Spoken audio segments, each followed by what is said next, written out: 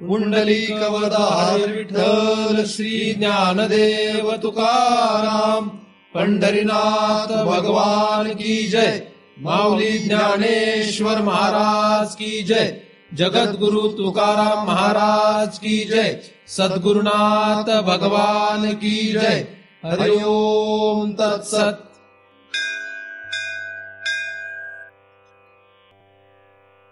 ध्यानमूलं गुरुमूर्ती, पूजामूलं गुरुपदं, मंत्रमूलं गुरुवाक्यं, मुक्तिमूलं गुरुकृपा। ब्रह्मेवाहम् अहं ब्रह्म न चाहं ब्रह्मणा पृथक्, नाहं देहो न मे देहा केवलहं सनातन। या ठिकाणी आपण सर्वजण नेहमीप्रमाणे दृग्दृश्य विवेक या ग्रंथाचा अभ्यास करण्यासाठी एकत्रित जमलेलो आहोत। आतापर्यंत आपण 16 श्लोकांचा अभ्यास केलेला आहे। 17व्या श्लोकाचा आपण अभ्यास करतो आहोत। अस्य जीवत्वम आरोपात साक्षिण्यप्यवभासते, अवृत्तो तु विनष्टायाम भेदे भाते पयाती तत्।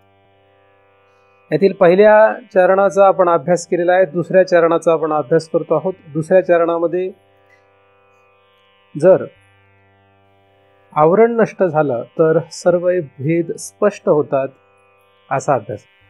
पहिल्या चरणामध्ये जीवत्वाचा आरोप आपण साक्षीवर करतो असा अभ्यास आहे। साक्षीवर जीवत्वाचा आरोप करणे हा सर्वात मोठा गुन्हा आहे। असा आरोप करणं म्हणजे तोंडाने तसा आरोप करणं नसून आपल्या आचरणामध्ये ते असणं हा आरोप आहे। म्हणजे आपण असं मनाने किंवा फक्त तोंडाने हा आरोप करत नाही, तर आपल्या वागण्यामध्ये, आपल्या रोजच्या आचरणामध्ये कळत नकळतपणे आपण या जीवत्वाचा आरोप साक्षीवर करत असतो।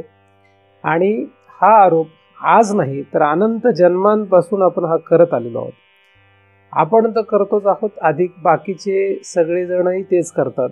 त्याच्यामुळे आपल्याला हा असा आरोप करणं हे खरं वाटतं आणि म्हणून आपण या चक्रामध्ये फसलेलो आहोत। आपण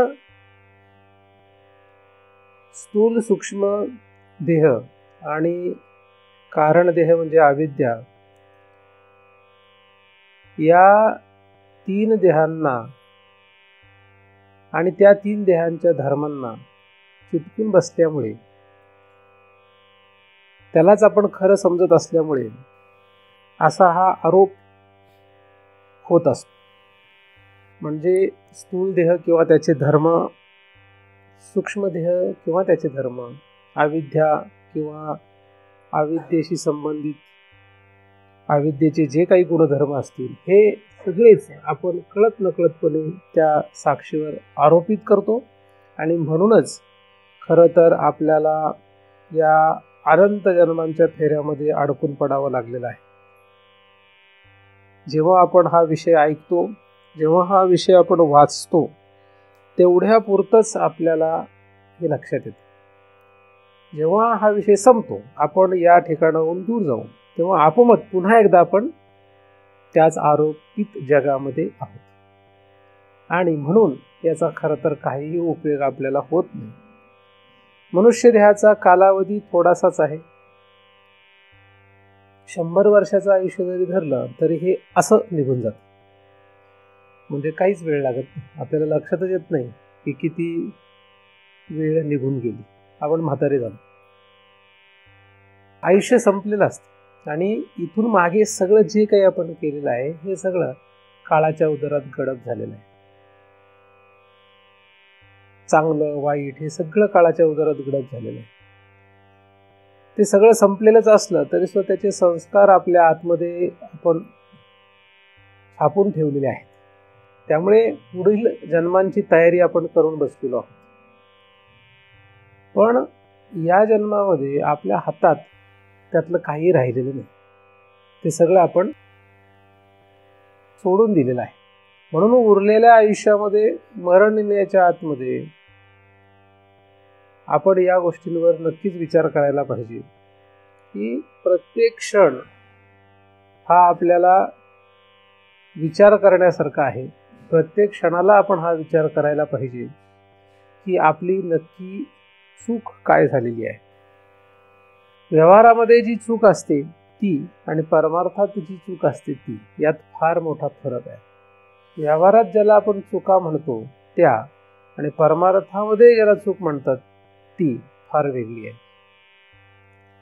व्यवहारामधल्या चुका घेऊन परमार्थात आले आणि त्या चुकांचा आरोप परमार्थामध्ये करू लागले तर त्याला काही खरं तर किंमतच नाही आहे.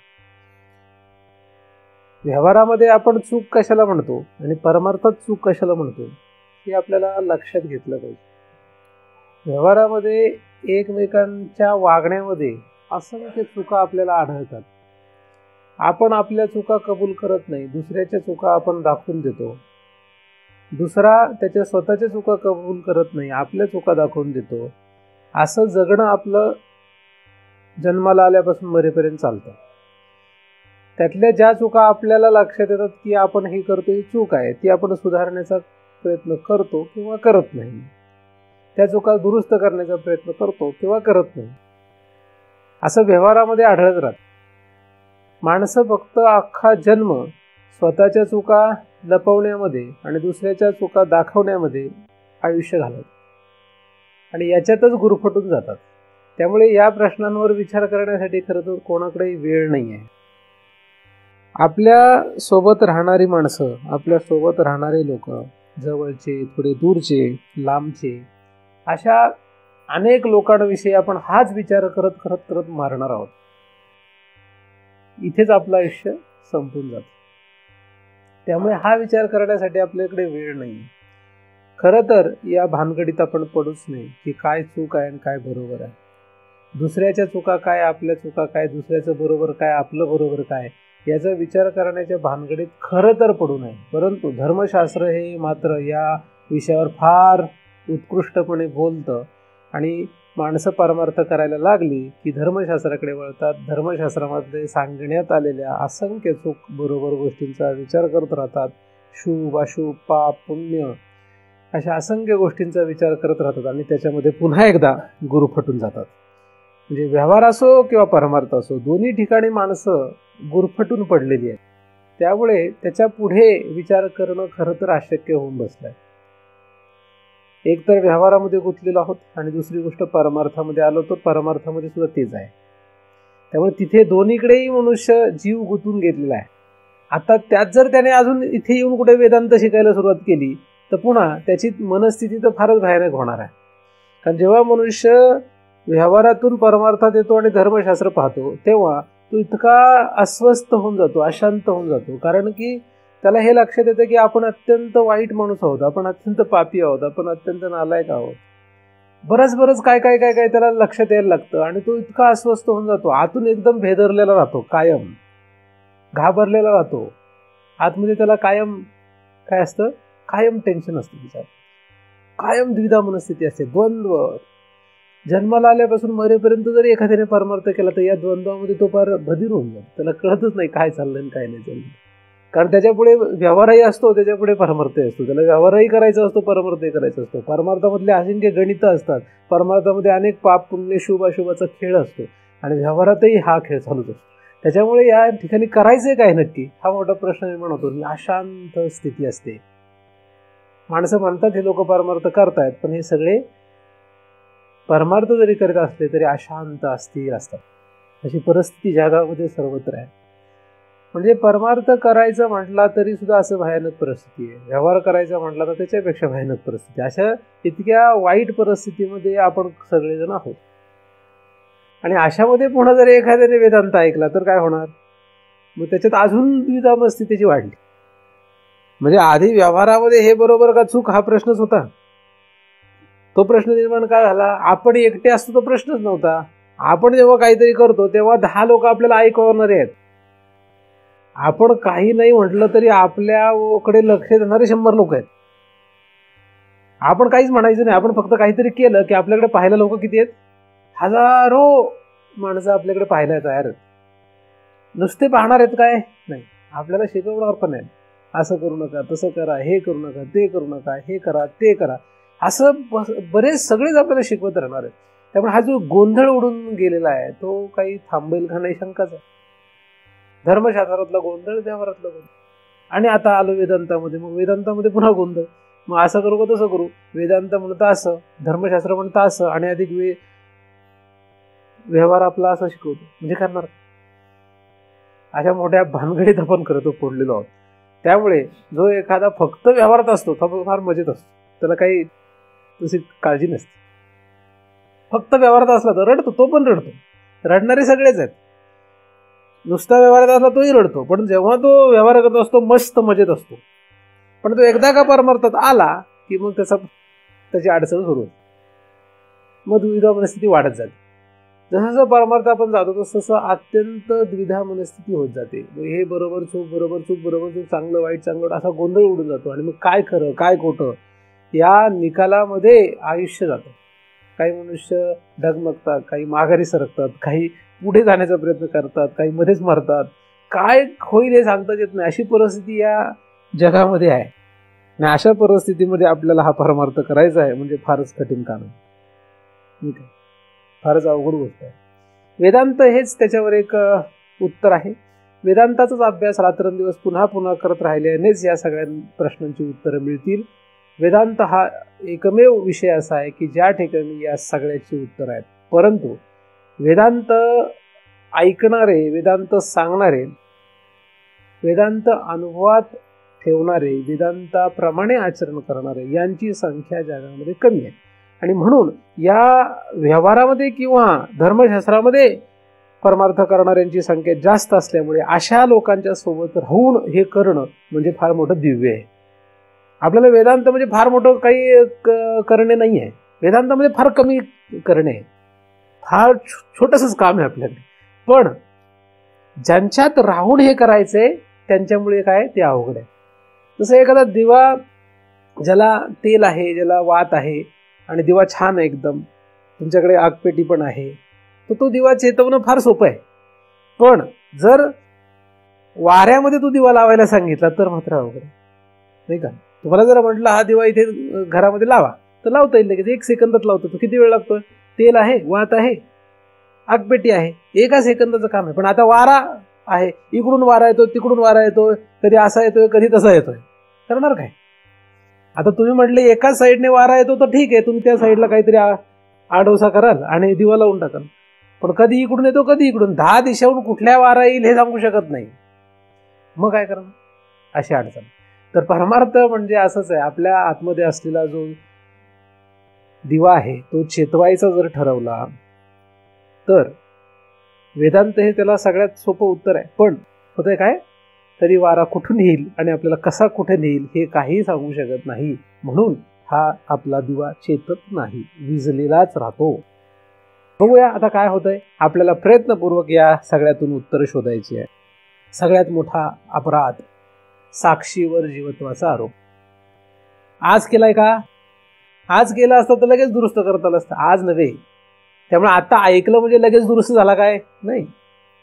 पुन्हा पुन्हा क्षणाक्षण हा करा हाच विचार, तरावया पार भवसिंधू. पुन्हा पुन्हा हाच विचार करणे आहे, पुन्हा पुन्हा हाच विचार करणे आहे. कोणासोबत राहून, कोणाचा संग करून, ज्या लोकांना ह्याचा गंधही नाही अशा लोकांना सोबत ठेवून किंवा अशा लोकांचं अनुकरण करून हा विचार रुजणार नाहीये. हा विचार जर रुजवायचा असेल तर ज्यांना हा विषय माहीत आहे अशांचं ऐकलं पाहिजे. राहतो कुठे आपण हा महत्वाचा विषय नाहीये. तुमच्या आतमध्ये काय विचार चालतात हा महत्वाचा विषय. कारण विचार हे तप आहे. आपल्याला विचार हेच वेदांतामध्ये अत्यंत प्रबळ शस्त्र आहे. तुम्ही कुठे राहता याला किंमत नसून तुम्ही काय विचार करता याला किंमत. आपण ज्यांच्यामध्ये राहतो त्यांच्याप्रमाणे विचार करायला लागतो, हे आपलं दुर्दैव आहे. कारण आपण ज्यांच्यात राहतो त्यांच्याप्रमाणे काय करतो, लगेचच विचार करायला लागतो. तुम्ही आता माझ्यासोबत आहात म्हणून माझ्यासारखे विचार करायला लागला. आता इथून बाहेर पडले की जिथे जाल तिथे त्यांच्याप्रमाणे विचार करायला लागला. आणि उद्या कदाचित 8-10 दिवस त्यांच्यासोबतच राहिले तर कदाचित मी काय म्हटलं हे विसरूनही जाल. आणि उलट म्हणाल महाराजांचं काहीतरी चुकतंय बरं, ही सगळी जी आहे ती बरोबर आहे, असं पण. कारण त्याचं कारण काय, आपल्याला सवय कसली, आपण ज्यांच्या सोबत राहतो त्यांचे विचार आपण काय करतो, धरून बसतो. म्हणून माझं ऐकणं किंवा कोणाचं ऐकणं हे महत्वाचं नाही, तर शास्त्राचं ऐकलं पाहिजे. शास्त्र आणि सद्गुरू या दोघांचं ऐकलं पाहिजे. मी तुमचा सद्गुरू म्हणून तुम्ही माझं ऐकू नये. आधी शास्त्र अभ्यास करा, आधी शास्त्राचं ऐका. शास्त्राचं ऐकायची सवय झाली की मग सद्गुरू कळतात, आणि मग सद्गुरूचं ऐकण्याचा पुढचा विषय. सद्गुरूचं ऐकणं हे शेवट आहे, तिथे पुढे काही नसतं, मग त्याच्या पुढे काही राहत नाही. पण त्याच्या आधी शास्त्र काय म्हणतं हे ऐकलं पाहिजे. आणि तो जो विचार आहे तो आपण कुठेही गेलो, कुठेही राहिलो तरी तो रुजला पाहिजे, तो आतमध्ये सदैव असायला पाहिजे. तर शास्त्राचं असं म्हणणं आहे की जीवत्वाचा आरोप आपण आपल्या स्वतःवर केला म्हणजे आपलं जे खरं स्वरूप आहे त्याच्यावर केलेलं आहे. तुम्ही जर म्हणाले की मी ब्राह्मण आहे आणि या ब्राह्मणावर जीवत्वाचा आरोप केला आहे, तर हा किती मोठा पुन्हा गुन्हा झाला हे सांगता येत नाही. कारण जेव्हा आपण म्हणतोय की जीवत्वाचा आरोप साक्षीवर केलाय म्हणजे आपल्यावर केलाय, तर आपल्यावर म्हणताना जर तुम्ही चुकूनही मधल्याच कोणाला तरी धरत असेल तर काही उत्तर सापडणार नाही. कारण होतं काय, आपण जेव्हा अभ्यास करतो तेव्हा काय होतं, साक्षीवर आरोप करणं असं म्हणणं सोपं आहे. जीवत्वाचा आरोप साक्षीवर केला हे म्हणायला काय सोपं आहे, उघड आहे, त्यात काही अडचण नाही. पण आता ते अनुभवात घेताना आपल्यावर, साक्षीवर म्हणजे आपल्यावर आरोप केलाय. तसं कोणावर आरोप केलाय? आपल्यावर आरोप केलाय. आपल्या स्वतःवर आपण तो आरोप केलेला आहे. असं म्हणताना तो आरोप केलेला काय आहे हा एक भाग आहे, आणि आपल्यावर म्हणजे कोणावर हा एक भाग आहे. आरोप काय केलाय? जीवत्वाचा आरोप केलाय. जीवत्व म्हणजे काय याचा आपण विचार केलाय.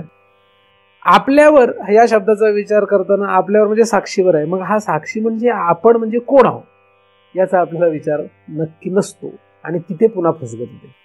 कारण जेव्हा आपण आपल्यावर म्हणतो किंवा साक्षीवर म्हणतो तेव्हा साक्षी म्हणून किंवा आपण म्हणून, मी म्हणून आपण भलत्यालाच कोणाला तरी म्हणत असतो, आणि मग पुन्हा त्याच्यावर आरोप करणं म्हणजे काय चुकीचं झालं पुन्हा. कारण माझ्यावर मी जीवत्वाचा आरोप केलाय म्हणजे मी स्वतः साक्षी आहे आणि माझ्यावर मी जीवत्वाचा आरोप केलाय असं जेव्हा मी म्हणेल तेव्हा हा जो मी आहे तो मी नक्की कोण हे आपल्याला लक्षात घेतलं पाहिजे. पुन्हा पुन्हा विचार करून हे लक्षात घेतलं पाहिजे. त्यासाठी दुसरं काही उत्तर नाही आहे. तुम्ही हिमालयात गेले किंवा तीर्थयात्रा केली किंवा काहीतरी उपवास केला म्हणजे तुम्हाला हे कळणार नाही आहे. उपवास केल्याने, तीर्थयात्रा केल्याने, कुठल्याही प्रकारचं दुसऱ्या प्रकारे तप केल्याने हे कळणार नाही. त्याला विचार हे तप लागतं. विचार केल्याने ते लक्षात येईल की आपण म्हणजे कोण आहे नक्की, आणि त्याच्यावर आरोप केलेला आहे. तर या जीवत्वाचा आरोप आपण जर आपल्यावर स्वतःवर केलाय, साक्षीवर केलेला आहे, तर तो आरोप आपल्याला काय पुढे अडचणीत आणतो, काय त्याच्यामुळे झालंय हे आपल्याला लक्षात घेतलं पाहिजे. आपल्यावर आपण जीवत्वाचा आरोप केला तर ही जाईल कसा, हा गोंधळ जाईल कसा. आता भेद लक्षात आला पाहिजे. भेद कशामध्ये आहे? इथे पुढच्या चरणामध्ये सांगितलंय की भेद स्पष्ट होतो. कशामधला?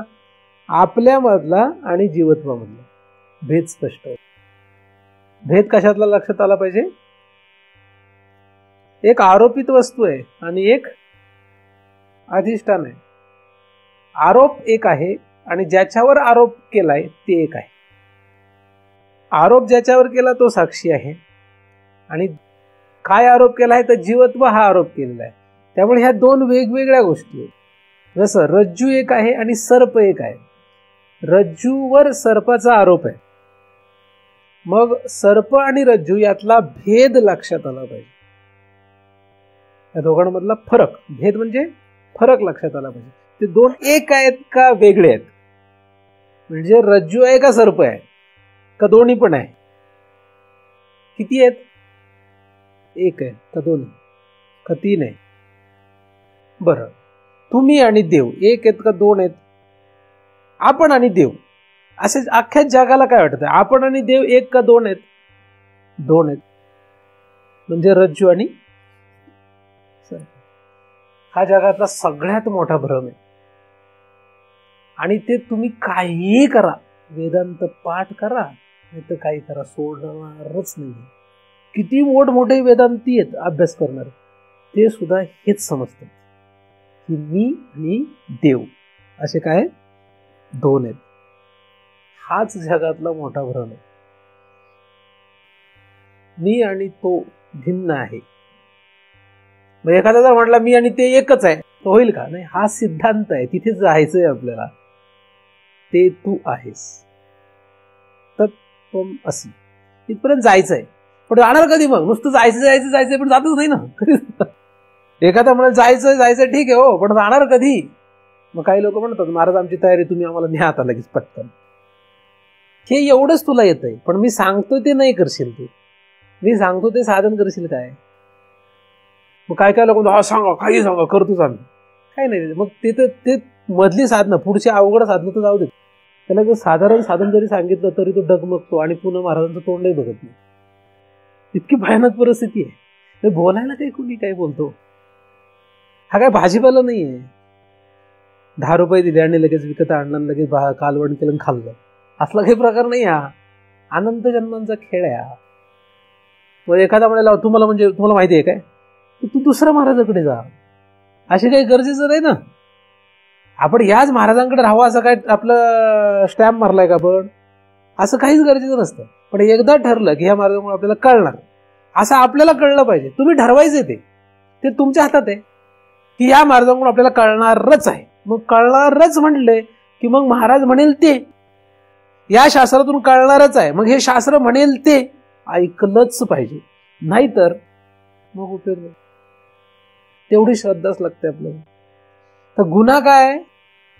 किती मोठा वेदांती झाला तरी तो देव आणि मी भिन्न आहे असंच समजतो. ज्ञानदेव म्हणे दिव्य मी देईन सद्गुरूची आन स्वयं ब्रह्म. हा सिद्धांत आहे, पण हा सिद्धांत पचनी पडू शकत नाही. आणि एखाद्याने नुसतं मी ब्रह्म आहे असं म्हटलं तरी तो पचनी पडू शकत नाही, तरी तो ब्रह्म होणार नाही. एखाद्याला जन्मताच जर ब्रह्म असं नाव ठेवलं तो काही तो ब्रह्म होणार नाही. म्हणजे याच्या जे काही मधल्या पायऱ्या आहेत, कसं करायला पाहिजे हे आपल्याला लक्षात घेतलंच पाहिजे. तर त्यासाठी त्यांनी सांगितलंय की आवृत्तो तू विनष्ठायाम. काय करायचंय? आवृत्तो तू विनष्ठायाम भेदे भाते पयाती तत्. आवरण जे आवृत्त म्हणजे आवरण नष्ट करा. काय सांगितलंय? आवरण म्हणजे झाकून टाकलेलं आहे. झाकण. कसलं आवरण आहे? अविद्येने घातलेलं आवरण. अविद्या म्हणजे काय?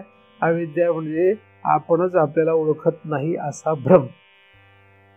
आपणच आपल्याला का ओळखत नाही असा भ्रम का झाला? कारण आपण आपल्याला भलतंच समजतो म्हणून तसं झालंय. विपरीत ज्ञान हेच आपल्या अविद्येला जगवायला कारण आहे. कोण कशाला कारण आहे? आपली अविद्या का जगली? मूळ अविद्या जगल्या म्हणजेच आवरण जगलं. का जगलं? विपरीत ज्ञानापोटी जगलं. विपरीत ज्ञान सोडलं पाहिजे. विपरीत ज्ञान सोडा. विपरीत ज्ञान सोडलं की काम होत आहे. आणि विपरीत ज्ञान सोडायची मात्र कोणाचीही तयारी नसते. विपरीत ज्ञान सोडलं पाहिजे. काय विपरीत ज्ञान आहे? जीवत्व. हेच विपरीत ज्ञान आहे. जीवत्व म्हणजे जीव या पदामध्ये येणारं सगळं काही असेल त्याला आपण मी किंवा माझं म्हणतो. अहम आणि मम. हे अहम आणि मम नाही. मम आणि अहम काहीही नाही. काही मम नाही. मग आता वाटतंय म्हणून असायला पाहिजे असं काही गरजेचं नसतं. काय आपल्याला वाटतं आणि काय आहे याच्यात फरक आहे.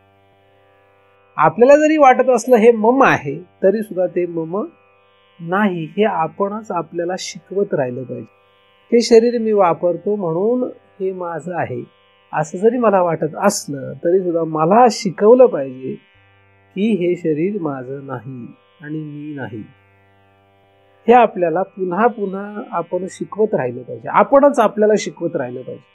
आणि जेव्हा केव्हा आपणच आपल्याला हे शिकवताना विसरून जातो तेव्हा शास्त्र आणि सद्गुरू यांचा संग करायला पाहिजे. विसरलो की संग करायला पाहिजे.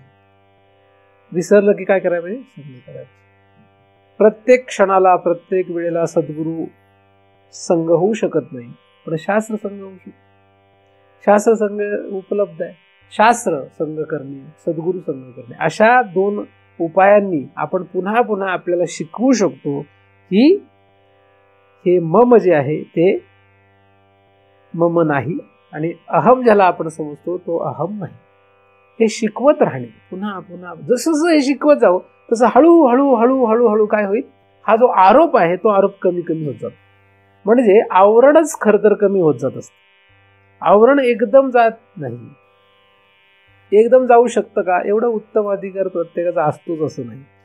जसं सूर्यप्रकाश हा काही एकदम येत नाही आणि अंधार काही एकदम जात नाही. हळूहळू जसा अंधार जातो, हळूहळू जसा सूर्य प्रगट होतो, तसा त्याचप्रमाणे बऱ्याचशा जास्तीत जास्त लोकांसाठी असंच आहे की हळूहळू हा अंधार नष्ट होणार आहे. तमसो मा ज्योतिर्गमय. हळूहळू हा अंधार नष्ट होणार आहे. हळूहळू नष्ट होईल, एकदम नाही होणार. अधिकारण रूप वेळ लागते. प्रत्येकाला काही एकाच क्षणामध्ये होईल असं नाही. तर आवरण नष्ट करणे. आणि आवरण काय आहे? आवरण म्हणजे ज्ञान. हेच आवरण आहे. काय आवरण आहे? ज्ञान हेच आवरण आहे. कुठलं ज्ञान? विपरीत ज्ञान. विपरीत ज्ञान कुठपर्यंत आहे? मी देव नाही. खरं ज्ञान काय? मीच देव आहे. शिवोहम शिवोहम हा सिद्धांत आहे. पण जगामध्ये आपणच आपल्याला हे शिकवू शकत नाही आणि आपल्यालाच हे पचवू शकत नाही. अधिक आपण आपल्याला स्वतःला पचवून घ्यायचं जरी ठरवलं तरी जगातले असंख्य लोक आपल्या पुढे येणार आणि ते म्हणणार आहे तुम्ही असं म्हणू शकत नाही, तुम्ही नाहीच शक्य. म्हणजे आपल्याला जगाने व्यवहारात गुंतवलं, ठीक आहे, तिथपर्यंत आपण काही नाही. धर्मशास्त्रात गुंतवलं, ठीक आहे, तिथेही काही नाही. वेदांतामध्ये खरं आपण ऐकायला लागलो तर तिथे सुद्धा आपल्याला लोक आडवेच येणार आहेत. आपण त्याच्या विरुद्ध जाऊ शकत नाही. म्हणजे आपण तिन्ही ठिकाणी गुंतलेलोच आहे. काही करा तुम्ही, फक्त व्यवहार करत राहा तरी तुम्हाला लोक अडवणारच आहेत तर नाही. फक्त व्यवहार करा, काहीच करू नका. धर्मशास्त्र पण नाही आणि वेदांत शास्त्र पण नाही. म्हणजे उत्तर शास्त्र पण नाही आणि धर्मशास्त्र पण नाही. हे दोन्ही करू नका, फक्त व्यवहार करा. तुम्हाला काढतं जगामध्ये मस्त राहाल तुम्ही, म्हणजे नाही तरी अडचणीतच येणार. आता एखादा फक्त धर्मशास्त्र करायला लागला तरी अडचणीतच येणार आहे. एखादा फक्त उत्तरशास्त्र करू लागला तरी अडचणीतच येणार आहे. म्हणजे कुठेही जा अडचण तर आहेच. म्हणजे गोंधळ तर आहेत, आपल्याला अडवायला लोक आहेतच. म्हणजे एखाद्याने असं येऊन समजू नये की आपण वेदांत शास्त्र करायला लागलं की सगळं जग आपल्याला आता चांगलं म्हणणार आहे. असं काही नाही. तुम्ही कुठेही गेलं तरी, काही केलं तरी आपल्याला लोक ज्याला जे बोलायचं ते बोलतातच, ज्याला जे करायचे ते करणारच आहेत. त्यामुळे आपल्याला काय करायचं हे महत्वाचं आहे, जग काय करतं हे महत्वाचं नाही, आणि जग काय म्हणतं हे महत्वाचं नाही. आपल्याला जगाने काय म्हणावं हेही महत्वाचं नाही. आणि बऱ्याच वेळा आपण काय करत असतो, आपल्याला कोण काय म्हणेल यासाठी परमार्थ करत असतो. कोण काय म्हणेल यासाठी जर आपण परमार्थ केला तर आपल्याला अनंत जन्म फिरल्यानंतरही हाताला काहीच लागणार नाही. कारण परमार्थ मुळात कोण काय म्हणतं यासाठी करायचाच नसतो, काय आहे यासाठी परमार्थ करायचा. आणि काय आहे? साक्षी आहे. साक्षी म्हणजे काय आहे? ज्याच्यावर तुम्ही कधीही जीवत्वाचा आरोप करू शकत नाही, तो साक्षी आहे. आणि जग काय आहे? साक्षीच्या ओळखीचा तर प्रश्नच नाही, जीवत्वाची सुद्धा ओळख नाही. पण जीवत्वाच्या ओळखणे, जीवत्वाची ओळख नसल्याने जे काही झालं त्यालाच खरं मानून संसार करत राहणे, त्याला खरं मानून अनंत जन्म फिरत राहणे, अशी जगाची स्थिती आहे. मग आपल्याला कुठून कुठे जायचंय, काय करायचंय नक्की परमार्थ म्हणजे हे लक्षात आलं पाहिजे. आपल्याला परमार्थ म्हणजे जीवत्वाचा जो आरोप आहे हा आरोप नष्ट करणे आहे.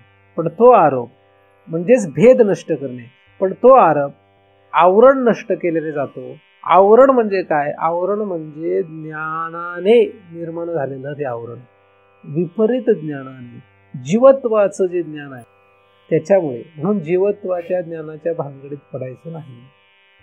पण आपण कळत नकळतपणे जीवत्वाच्या ज्ञानाच्या इतक्या भानगडीत पडतो की आपण स्वतःला प्रत्येक क्षणाला शिकवत राहतो की मी आई आहे, मी बाप आहे, मी मुलगा आहे, मी मुलगी आहे, मी काका, मी मामा, मी अमका, मी तमका, मी श्रीमंत, मी गरीब, मी दुःखी, मी सुखी. आपण स्वतःला कळत नकळतपणे सारखं शिकवत असतो.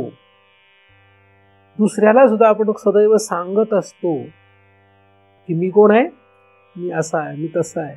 हे सगळं जे ज्ञान आहे हे ज्ञानच मुळात आपल्याला आडवं आलेलं आहे. जरी आपण एखाद्याला म्हटलो मी ब्राह्मण आहे, मी क्षत्रिय आहे, मी स्त्री आहे, मी पुरुष आहे, तरी आपल्याला आतमध्ये आपल्याला त्याच वेळेस लगेच शिकवलं पाहिजे की मी ते नाही आहे. तोंडाने काय बोलतो आणि आतमध्ये काय आहे याला किंमत आहे. तोंडाने जे बोलतो त्याला आणि आतमध्ये काय लक्षात घेतो याला किंमत आहे. आतमध्ये आपल्याला कायम लक्षात पाहिजे की आपण जरी हे बोलत असलो तरी हे आपण नाही आहे. हे शिकवत राहणे हा आपल्याकडे एक उपाय आहे. आवरण नष्ट करणे म्हणजे कसं करणार नष्ट, त्याला अतद्व्यावृत्ती असं म्हणतात. शास्त्रीय भाषेत बोलायचं झालं तर त्याला काय म्हणतात, अतद म्हणजे ते नाही, हे नाही असं आपण आपल्याला शिकवत चालायला लागतं. मग जेव्हा हे नाही म्हटलं तर हे आपण नाही म्हटल्यानंतर त्याच्यात आपल्याला रस राहत नाही. असतं म्हणून असतं ते, त्याच्याबद्दल आपल्याला एवढा काही मोह राहत नाही. हळूहळू त्याच्यातला आपला रस निघून जातो आणि मग आवरण हळूहळू नष्ट होत असतं. जेव्हा ते नष्ट होईल तेव्हा तो भेद स्पष्ट होतो, वाचल्याने नाही. साक्षीमध्ये आणि जीवत्वामध्ये काय भेद आहे, हा भेद आवरणाच्या जाण्याने स्पष्ट होणार, तसं होणार नाही. आपण जर वाचलं शास्त्रामध्ये तर साक्षी म्हणजे असा असा असा आणि जीवत्व म्हणजे हे नुसतं वाचलं, पण तो भेद स्पष्ट कधी होईल, जेव्हा आपण हा जो आरोप आहे तो नष्ट करू. आता तो आरोप नष्ट कसा करणार, तो आरोप नष्ट करण्यासाठी आपल्याला आवरण नष्ट करायला पाहिजे. आवरण कसं नष्ट करणार, तर मुळात विपरीत ज्ञान संपवल्याने आवरण नष्ट होण्याची शक्यता आहे. हा एक भाग आहे. दुसरा भाग असा आहे की अधिष्ठानाचं ज्ञान. एकतर विपरीत ज्ञानाला संपवा, त्याला अतद्व्यावृत्ती म्हणतात, किंवा अधिष्ठानाचं ज्ञान कमवा, त्याला आत्मज्ञान म्हणतात. विपरीत ज्ञान जे आहे हे विपरीत ज्ञान संपवणे म्हणजे व्यतिरेक आहे. आणि व्यतिरेकानंतर पुन्हा तुम्हाला त्या आत्म्यापर्यंत म्हणजे अधिष्ठानापर्यंत जावंच लागतं. अधिष्ठान लक्षात घेणं, अधिष्ठान एकदा लक्षात आलं की त्याला आपण आत्मज्ञान म्हणतो किंवा त्याला ब्रह्मज्ञान म्हणतो. मग ते आत्मज्ञान, ते ब्रह्मज्ञान आपोमत आपल्याला पूर्ण या जगतासाठी वापरता येतं आणि मग तिथे भेद राहत नाही. तो खरा तर भेद नष्ट होणे आहे. म्हणजे जीवत्वच राहत नाही, सर्पच राहत नाही. सर्प न राहणे म्हणजे रज्जूच आहे हे लक्षात घेणे. रज्जूच आहे हे लक्षात घेतलं की सर्पाला थारा राहत नाही. सर्प नव्हता नव्हे, सर्प त्रिकाळात नाही, सर्प गेला नाही, सर्प नव्हता. नसल्यामुळे आधी जयासी नाही, ज्याला आधीच नाही म्हणजे सर्पच इथे नाही, त्याला नाश असण्याचा प्रश्न येत नाही. त्यामुळे सर्प नव्हता आणि नव्हता म्हणून त्याचा नाश करता येत नाही. तसं जीवत्व जे आहे हे नाही हे कळण्यापर्यंतचा प्रवास आहे. जीवत्व नष्ट करणे, नासे जीवपण, जीवत्व नष्ट करणे हा एक अभ्यास आहे. पण तो अभ्यास शेवट नाही तर जीवत्व नाही, जीवत्व नव्हतं म्हणजे सर्प नव्हता हे कळणं हा अभ्यास. आणि हा अभ्यास कसा करता येईल, मी तुम्हाला जो काही वेगळ्या पद्धतीने क्रम सांगतोय, वेगळ्या पद्धतीने जायला सांगतोय, त्यापैकी एका पद्धतीनेच ते शक्य आहे. पण जिथपर्यंत तुम्हाला असं वाटेल की जीवत्व होतं आणि मी नष्ट केलं, तिथपर्यंत जीवत्व नष्ट झालेलं नसतं. कारण जीवत्वाला सत्यत्व देणं हेच मुळात आपल्याला हानिकारक आहे. सर्प होता आणि त्याला मी मारला असं जर एखादा म्हणेल तर त्याने सर्पाची काय केलेली आहे, सिद्धी केलेली. सर्प नव्हता, रज्जू होती हे लक्षात आल्यानंतर तो कधीच म्हणणार नाही की मी सर्प घालवला, सर्प मारला. रज्जूच होती, सर्प नव्हताच. तसं जीवत्व नव्हतंच, साक्षीच होती, साक्षीच आहे हे लक्षात आलं की तो भेद गेलेला आहे. म्हणजे भेद गेलाय असं म्हणायचं असेल तर काय म्हणावं लागतं की सगळं जग हे ब्रह्म आहे, सर्व खल्विदम ब्रह्म, अशी ती भेद नष्ट होण्याची स्थिती आहे. पण ही स्थिती आपल्याला प्राप्त होण्यासाठी आपल्याला जो क्रम अपेक्षित आहे, ज्या कुठल्या पद्धतीने आपल्याला तिकडे जाणं आहे, तो विषय अत्यंत महत्वाचा आहे. कारण की काय आहे हे नुसतं बोलल्याने आपण तिथं कधी जाऊ शकणार नाही. म्हणजे जन नोहे जनार्दन हे बोलल्यानंतर जन काही जनार्दन होणार नाही. त्यासाठी जो मध्ये आपल्याला क्रम अवलंबायचा आहे तो लक्षात घ्यायला पाहिजे. त्याच्यामध्ये सगळ्यात पहिली गोष्ट काय, कारण मी एवढं सांगतोय पण क्रम म्हणजे काय करायचं लक्षात आलं. काय करायचं ठरलं आपलं सगळ्यात पहिल्यांदा, उत्तर एकच आहे, आवरण नष्ट करायचे. पण त्यासाठी काय करायचं, आवरण कसं नष्ट होणार. आता आवरणच नाही असं एखादा म्हणेल, आवरण नाहीच आहे पण अविद्या नाही असं म्हटलं तर चालत नाही, तसं लगेच चालत नाही. मग काय करावं लागतं, जरी तसं म्हणणं असलं शास्त्राचं एका ठिकाणी की हे सगळं नाहीच आहे, नाहीच असं म्हटलं जरी असलं तरी सुद्धा आधी एकदम तसं म्हणून जमणार नाही. म्हणून आपल्याला आपल्या स्थितीपासून विचार करावा लागतो. आपण कुठे आहोत, आपण कुठे आहोत म्हणजे आपण विचाराने कुठे आहोत, कुठून आपली अवस्था कशी ओळखायची. आपली अवस्था शरीरावरून नाही ओळखता येत, आपली अवस्था विचारांवर ठरत असते. तो विचार 12 तास नव्हे 24 तास आणि 365 दिवस कसा आहे, काय आहे, त्याच्यानुसार आपली अवस्था ठरते. फक्त व्यासपीठावर बसल्यानंतर विचार जे असतात ते वेगळे असतात. तुम्ही फक्त ज्ञानेश्वरी वाचायला बसले की वेगळे विचार असतात. एखाद्यासोबत तुम्ही जर बोलायला लागले तर काही काही लोक, मी बरेचसे साधकांमध्ये आपापसामध्ये जे विचार विनिमय चालतो त्यांचं जेव्हा मी ऐकतो नकळतपणे कळतपणे, किंवा नंतर मी जेव्हा कोणाच तरी तोंडून ऐकतो की हे मला ह्यांनी मला असं सांगितलं तसं सांगितलं, तेव्हा मला असं वाटतं हे तर सिद्धच लोक आहेत खरे. त्यांच्यातले जे अनुवाद असतो, चांगली गोष्ट आहे अनुवाद केले, पण जेव्हा मी ऐकतो तेव्हा असं लक्षात येतं अरे हे लोक तर सिद्ध महापुरुष दिसत आहेत. कारण त्यांचं असं बोलणं म्हणजे सिद्ध महापुरुषाचं बोलणं दिसत आहे. आणि मग जो कनिष्ठ लोक असतात त्यांना पण वाटतं अरे काय मोठे अभ्यास आहे, मोठे अभ्यास, त्याला किंमत नसते. मग ती व्यक्ती, मी असो किंवा कोणी असो, त्याला किंमत नाही. 24 तास गुणिले 365 दिवस काय आहे, विचारा आतली बैठक काय, आतमध्ये काय स्थिती आहे आपली, हे लक्षात येणं गरजेचं आहे. कोणाला, दुसऱ्याला. दुसऱ्यासाठी मुळात परमार्थच नसतो. दुसरा काय म्हणेल याला म्हणू देत, त्याचं काही नाही आहे. बरेचसे लोक मला चांगलंच म्हणतात, काय सगळे जगातले सगळे मला चांगलंच म्हणतात.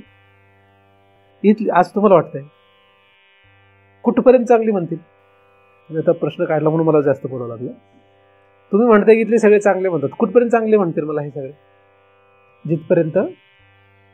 जिथपर्यंत त्यांच्या मनाप्रमाणे मी बोलतोय, त्यांच्या मनाप्रमाणे मी वागतोय, त्यांच्या मनाच्या विरुद्ध, त्यांच्या विचारांच्या विरुद्ध जर मी वागलो किंवा बोललो तर हे मला कोणीच मानणार नाही तुमच्या सकट. तिथपर्यंत मानतात आणि याला काहीही किंमत नसते. त्यामुळे आणि हे जर एखाद्या महाराजांना कळलं तो महाराज होतच नसतो, तो महाराज नसतो, असून सुद्धा नसतो. कारण त्याला कळलेलं येते की हे सगळं फसवेगिरी आहे. अलग ही लोक मला मानतायत असं समजतो ना, तो महाराज असतो.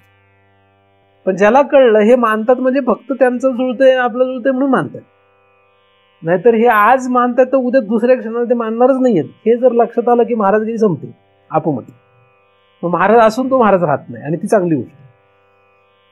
पण असं मी जर समजू लागला हे किती मला मानणारे लोक आहेत बरं, मला मानतात हे, तर मग हा भाव जिथपर्यंत राहतो तिथपर्यंत महाराज असतो आपण.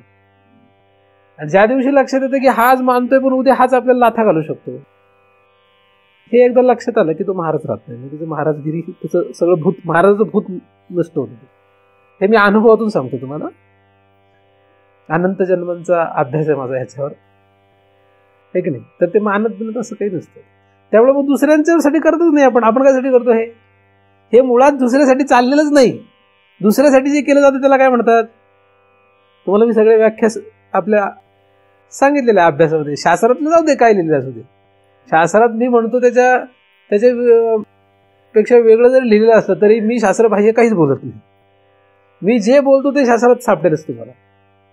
कशा पद्धतीने सापडेल हा मात्र वेगळा विषय आहे. कारण की ज्ञानेश्वरीत वेगळ्या पद्धतीने, हरिपाठात वेगळ्या पद्धतीने, आद्य शंकराचार्यांची पद्धत वेगळी आणि एकनाथांची पद्धत वेगळी. ही सगळी पद्धत बदलेल, पण जे बोलतो ते सापडणार हे नक्की, आहे की नाही? सापडणारच. म्हणजे नाही तुम्ही शोधलं तरी तसं प्रमाण नाही सापडेल, त्याचा तो भाव असतो, अर्थ जो असतो तो सापडायलाच पाहिजे. तर मुळात हा जो विचार आहे की परमार्थ हा स्वतःसाठी आहे आणि तो कधी करायचा आहे, कधी करायचा आहे, कधी तो किती वेळ करायचा आहे. परमार्थ हा आपल्याला 1 क्षण 2 क्षण एवढा नाही करायचा आहे, तो मरेपर्यंत, मरण्याच्या शेवटच्या घटकेपर्यंत, त्या घटकेपर्यंत करायचा. क्षणाक्षणा करायचा आहे, तो प्रत्येक क्षणालाच तो करायचा. आता एखाद्या वेळेला ते फार अवघड आहे, मग कसं शक्य आहे? एकच करायला नाही सांगितलं, पद्धती आहेत त्याच्या वेगळ्या. कधी असं, कधी असं, कधी असं, कधी असं, वेगळ्या पद्धतीने करायचं. म्हणजे काय होतं, आपण थकत नाही, पद्धत बदलायची. फक्त सलग एकच गोष्ट केली तर आपल्याला त्रास होतो, तर ते आपण करू नाही शकत. तुम्हाला एकच गोष्ट करायला सांगितली आणि ही करत राहा आयुष्यभर, तर ते अवघड आहे. तसं नाही, आपल्याला आपण वेगवेगळ्या गोष्टींमध्ये परमार्थ शोधायचा आहे. परमार्थामध्ये फक्त दृष्टी बदल आहे. परमार्थामध्ये करणे काहीच नाही आहे. करणे तेवढा व्यवहार आहे. जेवढा आपण करतो तेवढा सगळा काय, तो सगळा व्यवहार आहे. म्हणजे आता आपला काय चाललाय, हा व्यवहार आहे. पण या व्यवहाराला तुम्ही परमार्थ कसा कराल हे तुमच्या हातात आहे. आपण काय करतोय आता, आपण करतोय हा व्यवहार, पण हा व्यवहार कुठला आहे, हा सात्विक व्यवहार आहे. कुठल्याही व्यवहाराला परमार्थ कसं करायचं हे आपल्या हातात आहे. आणि सगळे व्यवहार जेव्हा पारमार्थिक होतात तेव्हा मुक्त होत असतो. काय झालं पाहिजे, आणि व्यवहार बदल करणे हा लोकांना परमार्थ वाटतो. गडबड काय, व्यवहार बदल करण्याला लोक परमार्थ समजतात. व्यवहार बदल करणे म्हणजे काय, आधी पॅन्ट शर्ट घालत होता, नंतर धोतर शर्ट घालायला लागला, त्याला वाटलं परमार्थ करतोय. काय वाटायला लागलं, परमार्थ करतोय असं त्याला वाटायला लागलं. असे स्थूल बदल काही लोक करतात, काही सूक्ष्म बदल करतात, त्यांना पटतं की आपण परमार्थ करतोय. काय, आधी तो तामसी विचार करत होता, नंतर राजसी करायला, मग राजसी करत होता, मग सात्विक विचार करायला लागला, त्याला वाटतं आपण परमार्थ करतो. हे बदल आहेत फक्त. तो एका व्यवहारातून दुसऱ्या व्यवहारात गेला, राजसी, तामसी, सात्विक, बस एवढेच बदल करत असतो. आणि याच्यात फिरत राहणे याला लोक काय म्हणतात, परमार्थ. मुळात हा परमार्थ खरा नाही आहे. तामसी माणसाला राजसी करणं जगात चांगलं दिसेल, राजसीला सात्विक करणं चांगलं दिसेल. सात्विक मनुष्य राजसी आणि तामसीपेक्षा उठून दिसेल, उत्कृष्ट वाटेल, फार मोठा परमार्थिक मनुष्य असं वाटेल. पण तो साक्षीपर्यंत जाऊ शकत नाही, कारण साक्षीकडे जाण्यासाठी ती वाटच नाही. साक्षीकडे जाण्यासाठी ती वाट नाही जी लोक अवलंबतायत. साक्षीकडे जाण्यासाठी जी वाट आहे ती निराळी आहे. ती वाट काय, ती वाट आहे आपल्याला नष्ट करायचे आवरण. आणि आवरण नष्ट करण्यासाठी आपण जे चुकीचं ज्ञान धरून बसलो त्या ज्ञानाला संपवायचंय. पहिली पायरी आपली आहे की आपण जे चुकीचं समजतोय ते पहिल्यांदा पुसलं पाहिजे. आपली पाठी पहिल्यांदा काय करायची, कोरी करून टाकायची. आणि ती कुठे आहे, स्थूल आचरणामध्ये काहीही नाही. आता अडचण कशी आहे, आपण जे आचरण करतो स्थूल आचरण ते शक्यतो आपल्या विचारांचंच काय असतं, क्रियेमध्ये परिवर्तन असतं. आपले विचारच क्रियेमध्ये येत असतात. त्यामुळे त्यांना दोघांना वेगळं करणं पण फार अवघड आहे. आता काय झालंय, जे आपण आतमध्ये विचार करतो तेच आपण कृतीमध्ये आणत असतो किंवा प्रयत्न करत असतो. त्यामुळे या दोघांना आता वेगळं करणं फार अवघड झालंय. त्यामुळे माणसं काय म्हणतात, अरे हा असं वागतोय का, म्हणजे हा विचार असंच करतोय. अडचणीत आहे. जास्तीत जास्त लोक काय करतायत, आतमध्ये जो विचार असतो तोच कृतीत आणतात. आतमध्ये 100 विचार असतात, त्या 100 विचारातले तो जास्तीत जास्त विचार कृतीत आणतो. 100च्या 100 कृतीमध्ये येऊ शकत नाही. काय येतील? येऊ शकत नाही. तो प्रयत्न करतो. 10% असतील, 20% असतील, 90% असतील, काहीतरी विचार तो कृतीत आणत असतो. पण ही सवय इतकी आपली प्रबळ आहे की त्यामुळे एखादा जर काही वागताना दिसला की आपण लगेच समजतो आतमध्ये असंच आहे. लगेच परीक्षा झालेली असते, आपण परीक्षा करून टाकतो. आतमध्ये तो कसा आहे याचा अभ्यास आपण करत नसतो. आणि का करत नाही? कारण 99.99% लोक आपल्या या पद्धतीप्रमाणे तशीच आहेत. पण साधूचं मात्र तसं नसतं. साधू आतमध्ये आणि बाहेर फार जमीन आणि आसमान यांचा फरक असतो. पण आपण पाहताना करतो काय? त्यांच्याकडे या 99.99% लोकांसाठी जी पद्धत आपण त्या पद्धतीने पाहतो.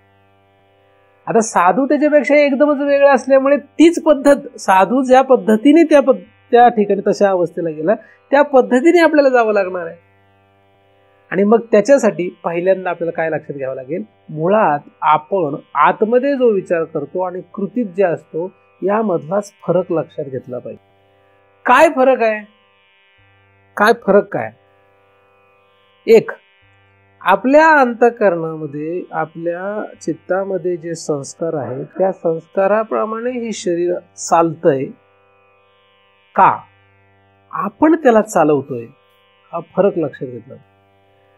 ज्ञानाची जी त्रिपुटी आहे आतमध्ये, ज्ञाता, ज्ञेय, ज्ञान, इथं कर्माची प्रवृत्ती जाण, काय झालंय? आणि त्रिपुटी हा भ्रम आहे. पण कर्ता, कार्य आणि करण ही जी त्रिपुटी म्हणजे कृती जी होत असते, क्रिया जी होत असते, याला मुळात कारण ज्ञाता, ज्ञेय, ज्ञान हीच कर्माची त्रिपुटी जा, तीच कर्माची त्रिपुटी आहे. आता हा जो ज्ञाता, ज्ञेय, ज्ञान आतमध्ये आहे ते काय आहे? ती त्रिपुटी सुद्धा बंद आहे. ती त्रिपुटी सुद्धा मुळातच भ्रम आहे. त्याच्यामध्ये हे लक्षात घेतलं पाहिजे की जे संस्कार आपले आहेत प्राचीन संस्कार, त्या प्राचीन संस्काराप्रमाणे देह हालत असतो. मुळात आतमध्ये जो विचार येतो तो विचारच कशाने आलाय? प्राचीन कर्माप्रमाणे आलेला आहे. त्या प्राचीन कर्माप्रमाणे, प्राक्कर्म आहे त्याला. आता हा जो प्राक्कर्माचा विषय आहे तो त्याला पहिल्यांदा त्याने विचाराने लक्षात घेतला पाहिजे. मुळात हे जे हलतंय हे का हलतंय हे लक्षात घेतलं पाहिजे. आणि त्या हलण्याला मी साक्षी आहे. आपलं तसं होत नाही. आपण करतो काय? आपण विचार करायला लागलो की आपण विचार करायला लागतो. काय विचार करतोय? मुळात आपण हे नाही, हे नाही, हे नाही असं म्हणण्यापेक्षा हे जे आहे याच्यापासून आपण वेगळेच आहोत मुळात. म्हणजे कसं आहे, एखादा तुम्हाला म्हणला तुम्ही फारच वाईट माणूस आहे भाऊ, तर आपण काय म्हणतो? अधिक आपण म्हणतो मी वाईट नाही हे म्हणतोच. अधिक काय म्हणतो? मी चांगला आहे. आता दोनपैकी कुठलं उत्तर बरोबर आहे? बस अख्खा विषय याच्यात जात आपण एवढ्याच गोंधळात. कोणीतरी आपल्याला म्हटलं तू काय आहेस? वाईट आहे. तर आपण पहिल्यांदा काय सांगतो? मी वाईट नाही हे पहिल्यांदा सांगतो. दुसऱ्यांदा काय सांगतो? म्हणजे स्वतःला किंवा त्याला पण. दुसऱ्यांदा काय सांगतो? मी चांगला आहे. वाईट आणि चांगला दोन गोष्टी. हे इतक्या सहज आहे आपल्यामध्ये सगळ्यांमध्ये, इतक्या सहज आहे. द्वंद्व आहे. मी फक्त उदाहरण म्हणून एक घेतलंय. हे द्वंद्व आहे. इतक्या सहज आहे की ते सिद्ध करण्यासाठी धडपडत राहणार आपण. आपण कशासाठी धडपडणार आहे? या दोन्हीपैकी एकाची सिद्धी करण्यासाठी धडपडत राहणार आहे आपण. आणि त्याच्यातच संसार चालतो. तो वाईट म्हणला काय आणि चांगला म्हणला काय? मुळात वाईट आणि चांगला याचा माझा संबंध नाहीये काही. का चोर म्हणून गांजीला, का ईश्वर बुद्धी पूजला, त्याचा माझा मुळात संबंध कुठे काय? मग केलं ते काय? त्याचं काय? त्याची काय विल्हेवाट लावणं? चोरी केली त्याचं काय? त्याची विल्हेवाट काय लावायची? चोरी केली ना, त्याची काय विल्हेवाट लावायची? ती विल्हेवाट लावता आली की परमार्थ कळला. शुभ कर्म एक जाणावे, मग ते हर्षे करावे, का अशुभा लागी होवावे द्वेषिया ना. सिद्ध पुरुषाची स्थिती असते. काय करायला पाहिजे तुम्ही सांगा, काय करायचं तुम्हाला आयुष्यात? चांगलं करायचं का वाईट करायचं? काय ठरवून आलेले आहात तुम्ही? माझ्याकडे काय ठरवून आलेले? चांगलं तुम्ही काय ठरलं की महाराजांनी काय करावं? चांगलं करावं का वाईट करावं? तुम्ही काय करावं? चांगलं करावं का वाईट करावं? काय ठरवून आलेले आहात? काय ठरवून आलेले आहेत? आता या क्षणापर्यंत काय ठरवून आलेले आहेत? चांगलं करायचं का वाईट करायचं ठरवून आलेत? उद्धारला काही वेळ लागत नाही, पटकन म्हणतो. पण म्हणजे काय ठरवून काय आलं तिथं कळू देत मला. काय ठरवून आलेले आहेत? चांगलं करायचं का वाईट करायचं?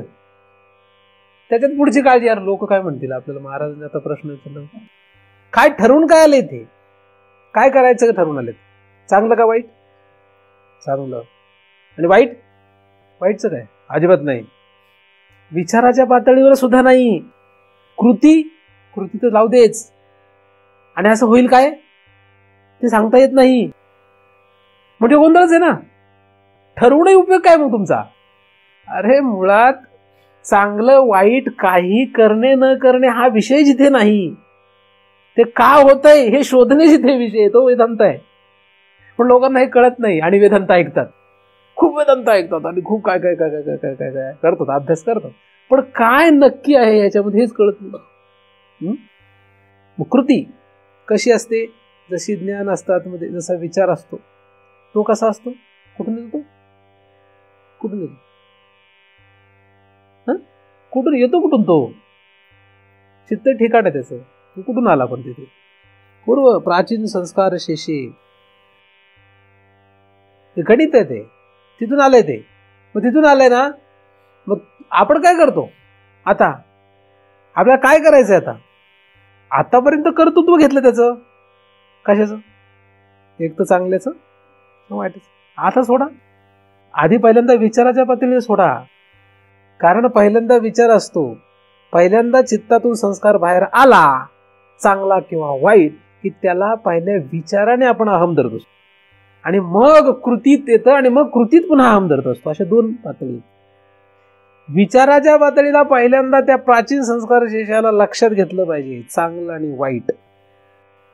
काय होईल त्याचं? काय करेल तो? तो म्हणजे आपण काय करणार आहे? आपण हा विचार काय केला पाहिजे?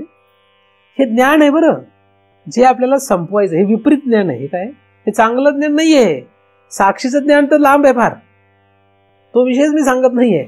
मी तुम्हाला सांगतो, तुम्ही आवृत्तो विनष्ठया म्हणजे काय करायचं ते शिकवतोय, ते सांगतोय कसं करायचं ते. त्यासाठी मुळात आपल्याला आतमध्ये चांगलं आणि वाईट, कोणीही जरी आपल्याला म्हटलं तू वाईट आहेस, तर आपण काय म्हणावं आपल्या स्वतःला आतमध्ये? काय म्हणावं? काय म्हणावं सांगा? मी आता एवढा विचार, काय म्हणायचं आपण स्वतःला आतमध्ये? म्हणायचं आपल्याला आतमध्ये म्हणायचं. काय म्हणायचं? बरं काय म्हणायचं आपण स्वतःला? एकदम असं म्हणजे आता एकदम सिद्धांतावर गेली, डायरेक्ट असं म्हणता येईल? हा सिद्धांत झाला ना. हे काय झालं मग? नाही आतमध्येच म्हटले म्हणजे तुम्ही त्या सिद्धांताला धरून राहिले ना. नाही झालं काय म्हणजे? कशाला धरून राहिले? नाही, जर तुम्ही म्हटले की याचा माझा काही संबंध नाही, म्हणजे तुम्ही याचा माझा संबंध नाही म्हटले म्हणजे एकदमच तुम्ही त्याचा संबंध तोडला. असं तोडू नाही शकत ना. नाही तसं नाही. माझा प्रश्न लक्ष घ्या, तुमची स्थिती नाही विचारत मी तुम्हाला. त्या प्रश्नाच्या माझा प्रश्न लक्षात घ्या काय. मग तशी माझी स्थिती बोलायला लागतो, मला तुमच्याशी बोलतच नाही एक शब्द सुद्धा. मी प्रश्न काय विचारतोय? आपण जेव्हा माझा प्रश्न लक्षात, तुमची स्थिती नाही विचारतो मी. तुमची स्थिती काय विचारले तर ते वेगळा प्रश्न, त्याचं उत्तर वेगळं आहे. ते बरोबर आहे, तुम्ही म्हणाल ते, कारण तुमच्या तेवढ्या अभ्यासाने ते तसं तयार झालं तर चांगली गोष्ट आहे. मी असं विचारलाय प्रश्न. काय प्रश्न आहे माझा? तुम्हाला जर कुठे विचारलं तर पहिल्यांदा आपण काय विचार करायला पाहिजे? काय असायला पाहिजे? कोणी, हा जनरल सगळ्यांसाठी तो प्रश्न आहे. तुमच्यासाठी वैयक्तिक असा प्रश्न नाही. तो वैयक्तिक तुम्हाला तो प्रश्न नाही आहे. काय असायला पाहिजे? काय विचार करू शकतो साधारण मनुष्य? आधी काय करत होता? कोणीतरी वाईट म्हटलं तर आधी काय करत होता? मग सांगितलं ना मी काय करत होता. हा, मी ते सांगितलं ना आधी. मग आता त्याने सुरुवात करताना काय करायला पाहिजे असं माझा प्रश्न. आणि मुळात हे केल्याशिवाय पुढे जातच नाही. पण हे करूनच पुढे जायचंय आपल्याला. आणि याचं उत्तर, याची प्रमाण आहेत शास्त्रामध्ये. तुम्ही ती केली पण तुमच्या कदाचित आचरणात असतील ती. ज्या अर्थी तुम्ही पुढचा विषय बोलता त्यात तुम्ही कळत नकळतपणे ते केलेलं असेल साधन. काही गोष्टी कशा असतात की तुम्हाला सांगता नाही आल्या तरी कळत नकळतपणे आपण ते साधन केलेलं असतं. म्हणजे मी म्हणतोय आणि तुम्हाला माहित नाही म्हणजे तुम्ही केलेलं नाही असं साधन, असा अर्थ नाही त्याचं काही. मी आता महाराज असल्यामुळे मला ते प्रक्रिया सांगणे गरजेचं आहे. अधिक त्याला शास्त्रप्रमाण असेल तर चांगलीच गोष्ट आहे. तर त्याला एक प्रमाण आहे, कोणी निंदा कोणी वंदा. हा जो भाव आहे हा पहिला असतो. आता कोणी निंदा किंवा वंदा म्हणजे कोणी म्हटलं आपल्याला तू वाईट आहेस तर आपण काय म्हणायचं, आहे. आणि कोणी आपल्याला म्हटलं तू देव आहेस, तू ईश्वरच आहेस, आपण काय म्हणायचं, आहे. आता या दोन्हीमध्ये या ठिकाणी चोर म्हणून गांजला का ईश्वर बुद्धी पूजला, या दोन्ही ठिकाणी काय नाही पाहिजे, आपलं लक्षच नाही पाहिजे. या दोन्हीपैकी एकावर जरी लक्ष गेलं तरी संसार आहे. म्हणून तुला काय वाटत, तुला वाटतंय देव आहे, देव. तुला वाटलं चोर आहे, चोर आहे. तुला वाटतंय निंदा करावी, तुला वाटतंय स्तुती करावी, हा तुझा प्रश्न आहे. माझा प्रश्न आहे का मुळात, तुला वाटलं तर हार घाल, तुला वाटलं तर नको घाल. तुला वाटलं पाया पडायचं तू पड, तुला वाटलं नको, तुझा प्रश्न आहे तो. माझा काय प्रश्न आहे. आता हे माझ्यासाठी झालं. तुमचं जगताना, प्रत्येकाला जगताना व्यवहारामध्ये कोणी आपल्याला काही जरी म्हटलं तरी त्यांनी काही फरकच पडत नाही. एकदम स्थूल रीतीने विचार केला तर ज्या शरीराला लोक निंदतात किंवा वंदतात त्याचा आपला संबंधच नाही. ही पद्धत आहे ना, आपण असंच करत जातो ना. एखाद्याने आपल्याला शिवी दिली तरी कोणाला दिली, याला दिली. एखाद्याने आपल्याला चांगलं म्हणलं तरी याला चांगलं म्हणतात. कारण लोकांची ओळख करून घेण्याची पद्धत जास्तीत जास्त स्थूल देह म्हणजे हा माणूस, म्हणजे हा असंच आहे. त्याच्या पुढचा जो आपण असतो त्याला कोणीच नाही ओळखत, दुसरं कोणी ओळखत नाही. तर त्यामुळे याला काही म्हणू देत ना. त्याच्या पुढे जी ओळख असते ती सूक्ष्म देहाची संबंधित असते. आणि मग माणसं म्हणतात हा वाईट आहे, पापी आहे, पुण्य, हा दुसरी पायरी असते. आणि मग जो माणूस मेला की ते म्हणतात अरे तो गेला, चांगला होता बरं असं म्हणतात, किंवा वाईट होता बरं असं म्हणतात. आता बरेचसे लोक याची काळजी करतात की आपल्याला लोकांनी वाईट म्हणू नये. मग ते स्थूल शरीराशी संबंधित असतं का, नाही, ते सूक्ष्म देहाशी संबंधित असतं. आपल्याला कोणी वाईट म्हणू नये, आपल्याला चांगलं म्हणावं, हे कशाशी संबंधित आहे, साक्षीशी संबंधित अजिबातच नाही आहे. आपल्याला कोणी चांगलं म्हणावं हा जो भाव असतो प्रत्येकाला, इथे सगळ्यांनाच तसं वाटतंय मला चांगलं म्हणलं पाहिजे लोकांनी. आणि हाच भाव आपल्याला अनंत जन्म फिरवायला कारण आहे, तुम्हाला आणि मला. काय करायचं आपल्याला कोणी चांगलं म्हणलं का वाईट म्हणलं, आपण चांगले का वाईट हा निर्णय आपण लावायलाच नाही पाहिजे, शास्त्राने किंवा सद्गुरूने लावला पाहिजे. चांगलं किंवा वाईटचा आपण काय आहोत, चांगले आहोत का वाईट हे जगाने ठरवायला नाही पाहिजे, शास्त्र किंवा सद्गुरूने ठरवलं पाहिजे हा चांगला आहे का वाईट आहे. आणि आपण ही सिद्धीच करत बसू नये. स्थूल आणि सूक्ष्म देह यांच्याशी संबंधित जे काय आहे त्याची सिद्धी करत बसण्यामध्ये राम नाही. आणि आपण तेच करतोय. आपलं लक्ष कशावर जास्तीत जास्त काळ, विचार जास्तीत जास्त आपण काळ कशाचा करतोय, जास्तीत जास्त काळ आपण कशाचा विचार करतोय, स्थूल आणि सूक्ष्म. काही माणसं जास्तीत जास्त काळ फक्त याचा स्थूल देहाचा विचार करतात आणि काही माणसं सूक्ष्म देहाचा विचार, आणि त्याच्यात जगत राहतात, त्याच्या पुढे जात नाही. आणि हे जे लक्ष आहे आपलं, ह्या गोष्टीवर जे आपण लक्ष ठेवून आहोत, ह्या ज्ञानामध्ये जे गुंतून पडलं तेच आपल्याला भयानक. म्हणजे चांगलं असणं वाईट असणं या दोन्ही प्रकारचं जे ज्ञान आहे आपल्याला, आणि त्याच्यामध्ये आपण ते वृद्धिंगत करण्यामध्ये जे धन्यता मानतोय त्याच्यामुळेच आपल्याला त्या आवरणाचा नाश करता येत नाही. म्हणून पहिल्यांदा हे बंद करायला पाहिजे, पहिल्यांदा हे बंद करायला पाहिजे.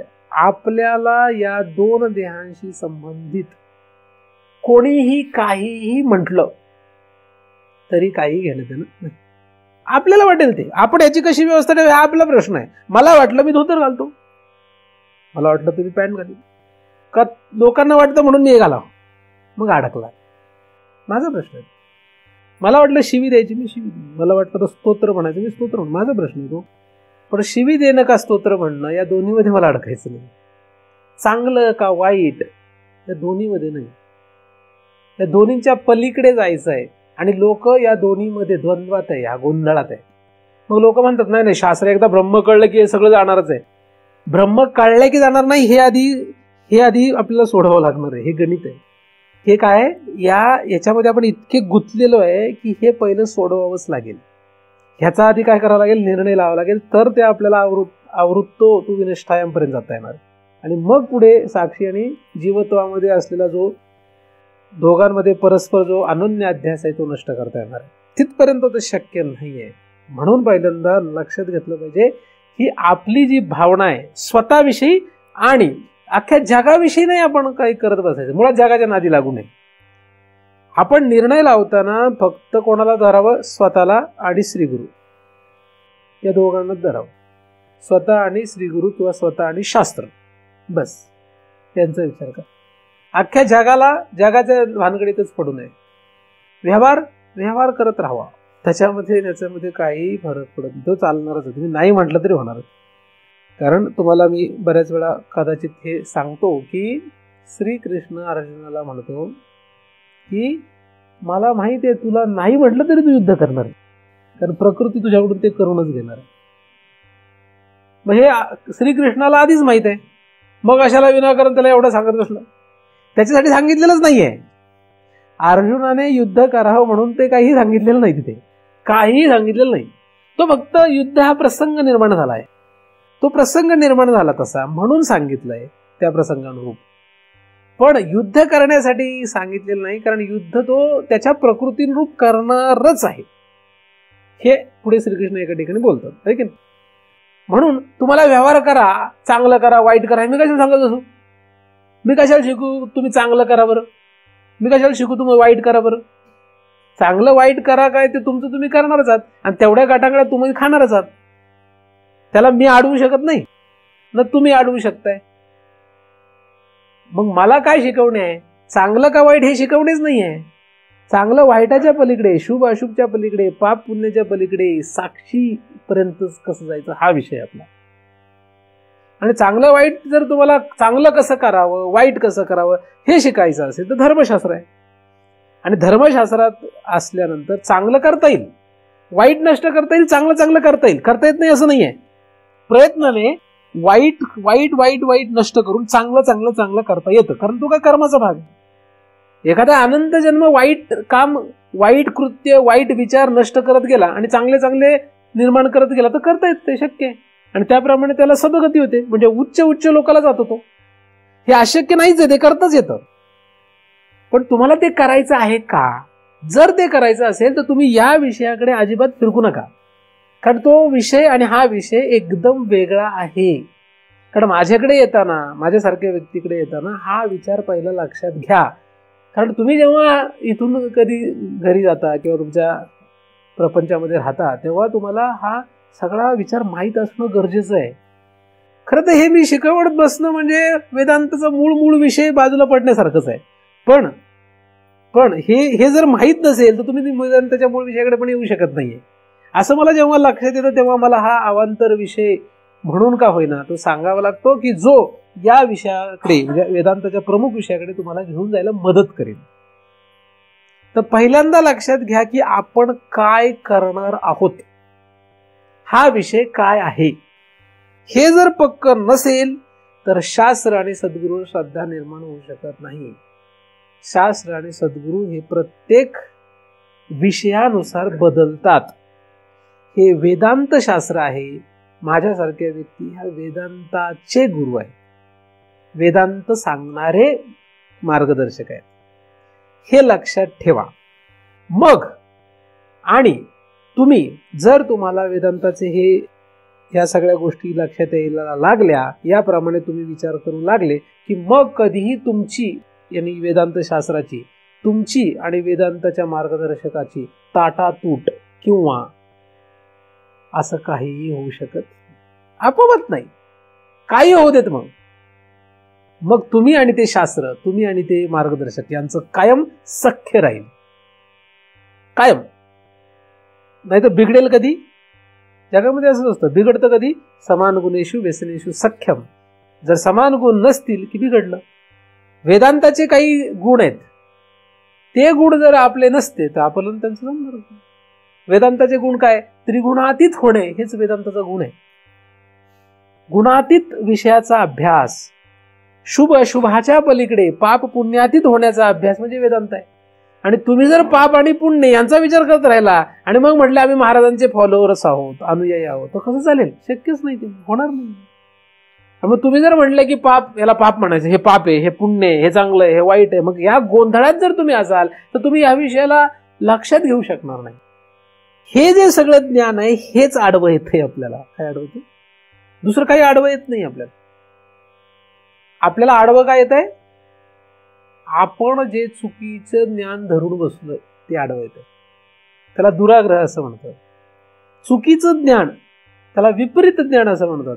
विपरीत ज्ञान म्हणजे शरीर मी आहे, स्थूल सूक्ष्म शरीर मी आहे, त्याचे धर्म मी आहे, एवढंच नाही. हे सगळं मी जे तुम्हाला सांगतो हे सगळं विपरीत ज्ञान आहे. कारण ते जरी शास्त्रात लिहिलेच असलं तरी ते आपण नुसतं वाचतोय आणि नुसतं बोलतोय. प्रत्यक्षात काय आहे की आपण स्वतःला किंवा श्री गुरूंना पापी पुण्यवान, चांगलं वाईट, त्यांचं कृत्य चांगलं वाईट असं समजणं हाच मोठा गुन्हा आहे. हेच विपरीत ज्ञान आहे. हेच आपल्याला बंधनात अडकवायला कारण. आता हे तुम्ही जरी ठरवलं की मी किंवा श्री गुरु पाप पुण्य किंवा चांगलं वाईट हे सगळ्यांचा आमचा काही संबंध नाहीये असं जरी ठरवलं तरी सुद्धा जगातले बाकीचे लोक काही गप्प थोडीच बसणार आहे.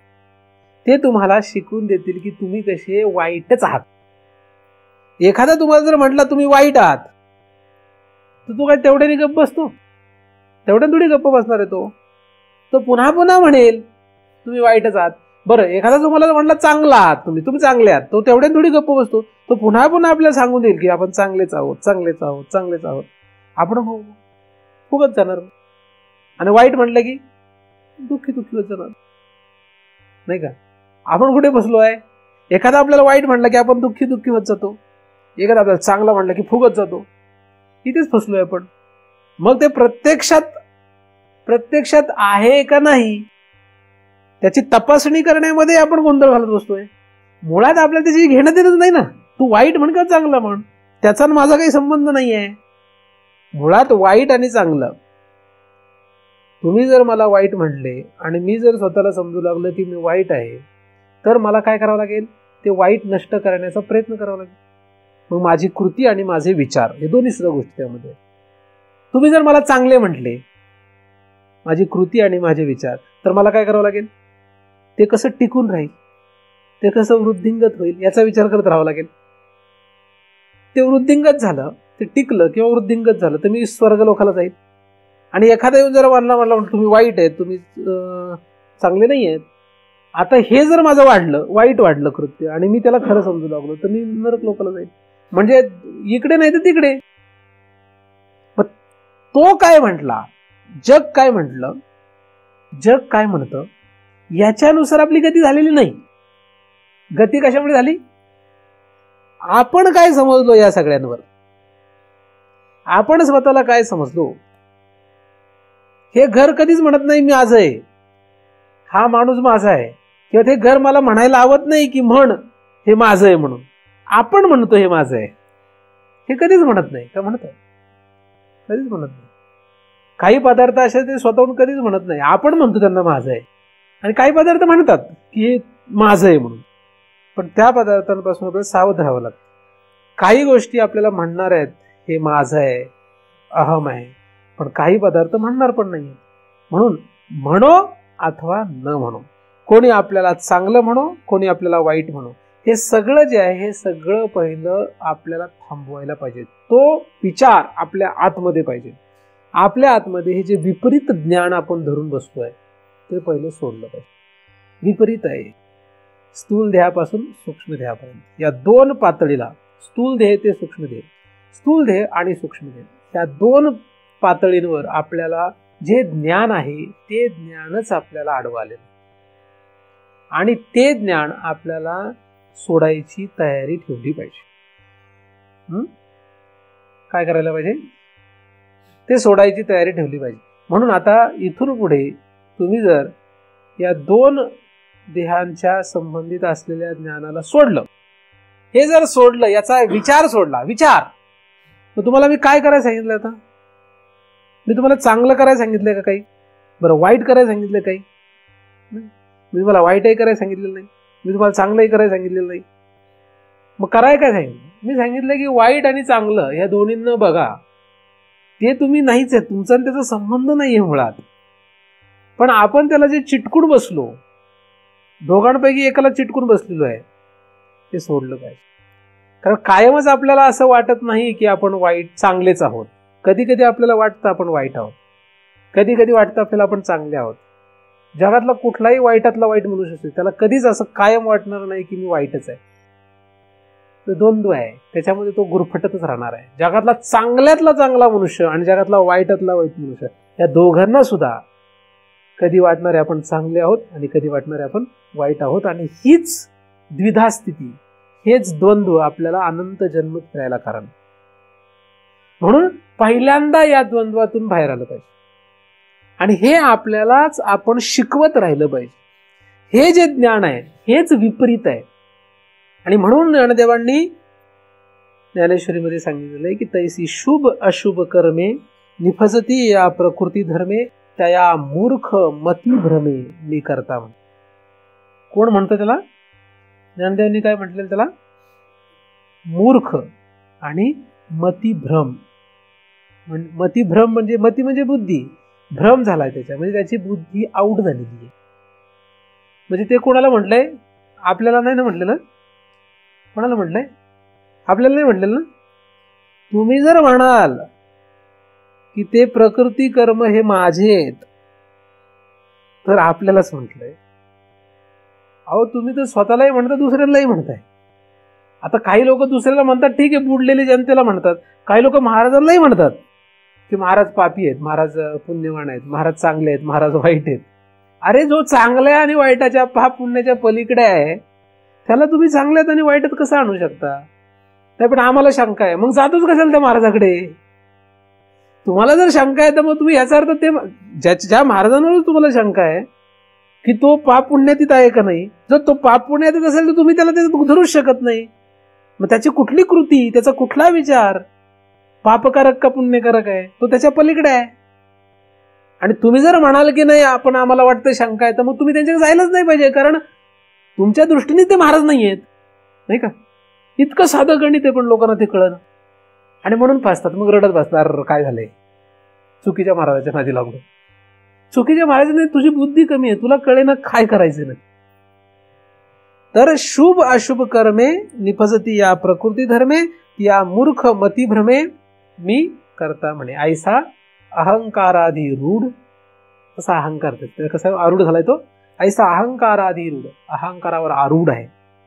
एक देशी मूढ तया परमार्थ हा गुढ उकलावा ना, म्हणजे त्याला हा गुढ असलेला परमार्थ उकलणार नाही. उकलावा ना म्हणजे हा शाप आहे का आशीर्वाद आहे हे माहित नाही, पण त्याला हा गूढ असलेला परमार्थ उघडा होणार नाही, कळणार नाही. कारण त्याची जी प्रमुख पायरी आहे तोच ती काय करतोय, पाळू शकत नाही. लोक आयुष्यभर परमार्थ करतात, वेदांताचा विषय हाताळतात, पण हे लक्षात घेत नाही. बाकी सगळं माहिती आहे, मी साक्षी आहे, मी निर्विकार आहे, निष्प्रपंच आहे, निष्कलंक आहे, हे बरंच काय काय माहिती आहे. आम्ही हे नाहीये, आम्ही ते, हे सगळं माहिती आहे. पण हे सगळं जरी बोलले, एखादे कोणी बोलू लागला तरी सुद्धा मुळात हे इथे गडबड आहे, हे चुकतंय, या ठिकाणी तो लक्षातच घेत नाही. तुम्हाला जे नियम, तुम्हाला जे लागू होत नाही ते महाराजांना कसं लागू होईल? एक वेळ तुम्ही तुमच्यावर आरोप केला ठीक आहे, पण सिद्ध महात्म्यावर जो पाप पुण्य तिथे त्याच्यावर जो आरोप केला तो कुठे जाणार? या जन्मामध्ये तर तुम्ही राहाल कदाचित मस्त मजेत, या जन्मात फार मजेत राहाल, कारण ते पूर्वकर्माशी संबंधित आहे. पण आता हे जे कर्म झालं त्याच्यामुळे अनंत जन्माचं वाटोळं आहे पुढे. म्हणून सिद्ध महात्म्याविषयी चुकूनही एखादा अपशब्द मनातही उच्चारणं हे अनंत जन्मांना नरकाला पोहोचवायला कारण होत असतं. म्हणून जगामध्ये कधी कुठल्याही महात्म्यांविषयी आपल्याला माहीत नसताना अजिबात मनातही ब्र काढू नये. तया कर्मा तू घडे तीही लोका घातू, परी तेणे केले ही मातू बोलू नये, असं ज्ञानदेवांचा काय आदेश आहे, ही ऑर्डर आहे. पण ही गणित लोकांना माहीत नाही आणि म्हणून वेदांतात येऊन सरळ जा, आपल्या 2 ठिकाणी राहा, मजेत वेदांतात येऊ नका. कुठे राहा? एकतर संसारात राहा, मजेत राहा, मस्त राहा, काय करायचं तुमचा विषय, किंवा धर्मशास्त्रात राहा आणि करा चांगलं, वाटते ना काही चांगलं करावं, करा, काय चांगलं करता येईल तेवढं करा. उच्च लोकाला जा ना, ब्रह्मलोकापर्यंत लोक आहेत, स्वर्गात जा, वेगवेगळ्या तिकडे जाऊन या, फिरून या, जरा बघून या सगळा संसार, स्वर्गाला जाऊन या, काय हरकत नाही, तिकडे फिरून या, काय हरकत नाहीये. पण मग म्हणायचं नाही इकडे ते तम भुक्त्वा स्वर्ग लोकम विशालम क्षिणे पुण्य मृत्यू लोकम विशंती, मग असं म्हणायचं नाही, हे नाही का, ते म्हणायचं आणि करायचं तेच. म्हणायचं काय, ते तम भुक्त्वा स्वर्ग लोकम विशालम क्षिणे पुण्यम मृत्यू लोकम विशंती असं म्हणायचं, आणि प्रयत्न झटायचं कायसाठी, झटतो कायसाठी, कसं पुण्य निर्माण करता येईल. अरे करतोच काय नक्की, म्हणजे तू धर्मशास्त्र करतोय का वेदांतशास्त्र करतो, काय करतो का नक्की.